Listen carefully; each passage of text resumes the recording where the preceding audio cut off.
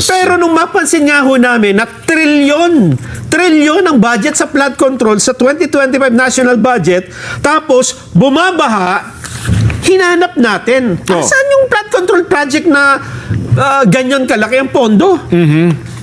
Ito po ang isang bahagi ng episode ng Saganang Mamamayan.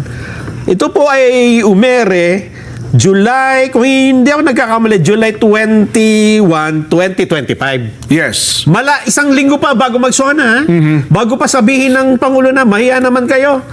Ito po, kasama namin, Senador Rodante Marcoleta. Pakinggan po natin. Akala pa naman natin, so kahit lumakas ang buhos ng ulan dahil sa laki ng pondo para sa flood control, Dapat wala ng baha. dapat wala nang baha kahit pa talaga namang apakaraming tubig ang bumuhos sapagkat bilyon-bilyon din ang naubos na pera dyan, dapat handang-handa na ang bansa natin sa pagbaha, di ba? Lalo na Metro Manila. Ay naman, magkano ba ang ibinadget ng pamahalaan sa baha, Jen? Sa flood control. Oo, sa flood control. Mukhang Kasi nung mga nakaraan, di ba tama sa 500 billion out of 5,000 na nabanggit pa ng Pangulo noon sa SONA, 5,000 flood control projects ang naisakatuparan sa buong bansa. Na nagkakalaga yata ng mahigit na 400 billion pesos. Yan, more or less, mga kalahating... Ayan, baka mamaya makalkal na naman yan. Ganon? Alam mo, nung ako'y nasa primary school din, Opo. natatandaan ko, babaha sa amin, pagka 2 araw na yung ulan. Yung tuloy-tuloy talaga, Dito 2 oras pa lang, baha na Yan ang pagkakaiba. Hindi ko malaman. Opo. Siguro, dahil dumami yung tao, hindi ko malaman. Pero, sana man lang, dahil sa laki naman ng budget na itatalaga sa ganyan. Siguro naman, nung 1966 din, Nelson. Wala pang ganong Baka yung budget naman noon, piso-piso lang, di ba? Opo. Kaya pwede mo sabihin na hindi ganap na nabibigyan ng tugon siguro. Pero kung bilyon-bilyon naman na piso na ang pinag-uusapan para maihanda, maitalaga ang kinabukasan ng bansa, parang ang nangyari, walang nilatag na flood control Ang naging... Parang inianod lahat ng tubig, ang lahat ng flood control Nako. projects na talagang ipinundar. Kung talagang naipundar, Jen. Yun ang nga po naging... Meron akong binigay na litrato kay Direk. Pwede ba nating ipasinag yun? Sige Kasi, nga, direct. yan, ayan ang sinasabi ko. Ayun, Alam mo, nagagawa lang ito, Sen? kagagawa lang yan. Tingnan mo, dyan, hindi ko lang naipakita. Merong minota dyan sa ilalim niyang litrato na yan. Ayan, Opo. riprap yan Oo. Ilog ito sa kabila. Ilog yan. Para ngayon, hindi lalagpas ang tubig, di ba? Opo. Alam mo nakalagay na minota dyan sa litrato na yan? Opo. 80% lupa, sabi niya. Okay. 15% semento. Opo. 5% bakal. Okay. Opo. Equals pera. Naku po. Yan ang nakano dyan.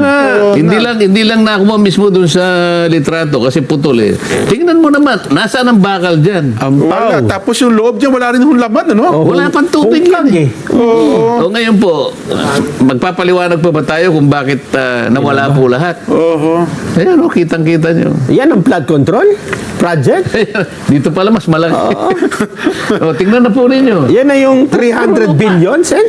Bahagi lang daw yan. Hindi, ibig ko sabihin, ganyan ang Ganyan ang ginagawang itsura. mga projects. Ngayon, kung lahat po ng nagpapatupad ng project ganito, talagang wala pong mangyayari. Oo nga. Ito Oh. wala pang ulan nito sa Natsibay. Pagka tumaas yung tubig doon sa ilog. Malalapnos lahat yan. Oo nga, kasi walang Hindi pa bakal tumanan tubig Oo. Oo. Baka mas mabubuti pa yan kasi meron Palagay ko yan, merong mga batang naglaro dyan.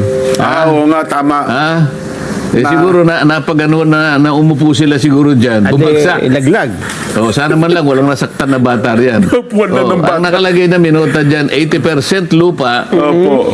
15% semento, Oo nga. 5% bakal, equals pera. Pera nga. Malaking pera Malinaw. nga talaga yan. So, yan. At yan ay larawan yan, Sen, ng iba't ibang mga flood control projects sa iba't ibang Isa bahagi lamang ng sa bansa. naglalarawan, siguro isa sa representasyon Opo. nung 5,000 projects. Di ba? Nagkopyahan sila kung paano gagawin eh. Ay, di, pero itong sinasabi ni Nelson, bukod pa ito doon sa 5,000 projects, di ba? Na pinaglaanan ng Ito yung 2025 eh. Hindi Oh, ko alam di, kung bago lang ito. Ito kasi 2024 ito. Ngayon, ang sinasabi mo, Bago pa ito. ang sinasabi mo 2025, pero yan halaga ang pinag-uusapan. Halaga. dyan. Oho. Magkano? 300. 300 billion mahigit. Kumpara mo sa ano yung kinumpara mo? Sa Department of Agriculture, Oo. na 200 billion pa lang eh. Sa kabuuan na ng DPW, ng DA yun. Buong Pilipinas na. Oho. Ay, mas malaki pa nga yung programa sa agrikultura. Sa education, kinumpara mo ba? Medyo malaki-laki yung sa education. Oo. Kasi yun naman ang nasa batas eh. Kailangan malaki talaga education eh. Yun na nga. Pero mas malaki pa rin ang flood control kaysa sa Department of Health. Jen, pagkain at kalusugan, mas importante kung budget ang pag-uusapan, baha, flood control. Oho.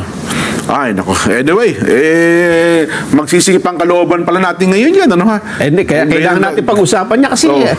ang daming reklamo sa baha ngayon dyan eh. Oo. Di ba? At ang hanap nila, asan na yung flood control? Bakit pala. flood lang, wala control? Budget allocations for 2025, Department of Agriculture, 200.19 billion.